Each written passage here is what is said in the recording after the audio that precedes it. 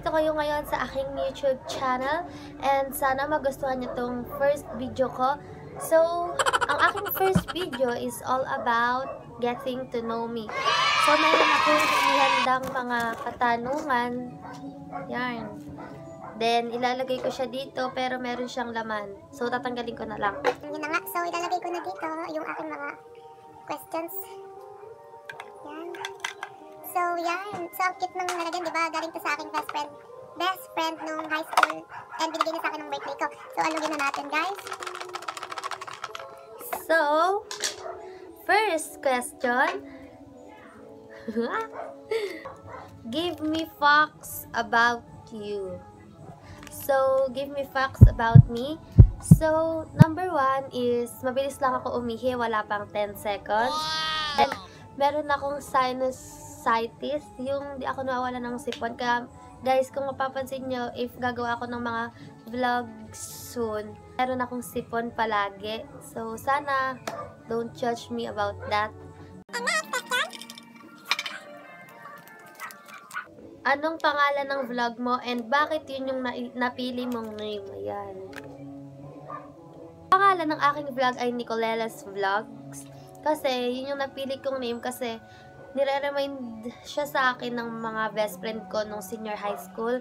And sila na ang nagbigay sa akin ng nickname na yon. So, hello dyan mga besti ko. Ilan kayo magkakapatid? So, iyan. Tatlo kami magkakapatid, tas pangalawa ako. Okay, question. Ubusin natin itong mga katanungan na to, guys. Favorite mong ulam?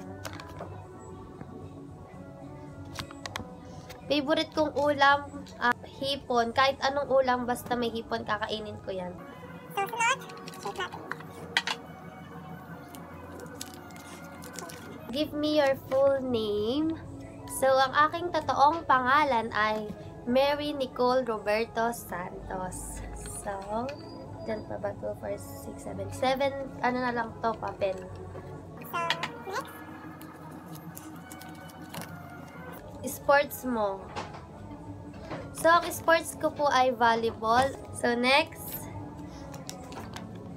Bakit mo naisipang mag-vlog? Yan. So, ito nga po yung isang magandang katanungan na aking nabasa ngayong araw.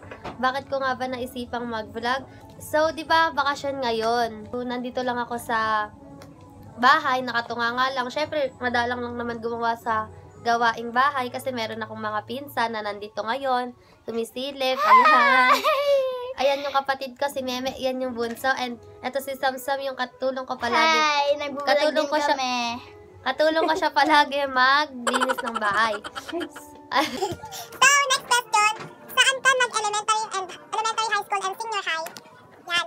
So, nag-elementary ako sa Banga Elementary School, nag-high school sa College of Our Lady of Mercy sa Pulilan, and doon na din ako nag-senior high. Doon ko na rin balak mag-college, and doon na rin ako mag-aasawa. Charot! So, yon. So, last 4 questions. So, next. Ayun nga, saan mo balak mag-college? So, hindi ko pa nga po alam kung saan ako magka-college, guys. So, next question, guys. Anong course ang kukuhanin mo, te? Ang gusto ko nga talaga is pharmacist.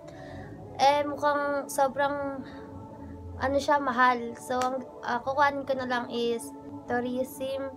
Madami talaga akong gustong course na kuhanin, guys. Gusto ko mass comm, tourism, or everything. Basta, gusto ko kasi yung galing sa puso na course. Yung gusto ko talaga.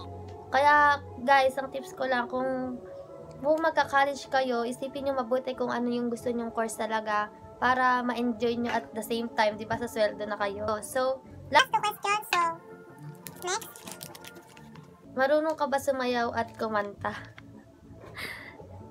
Ayun. So, pwede na, guys, marunong naman. And last question.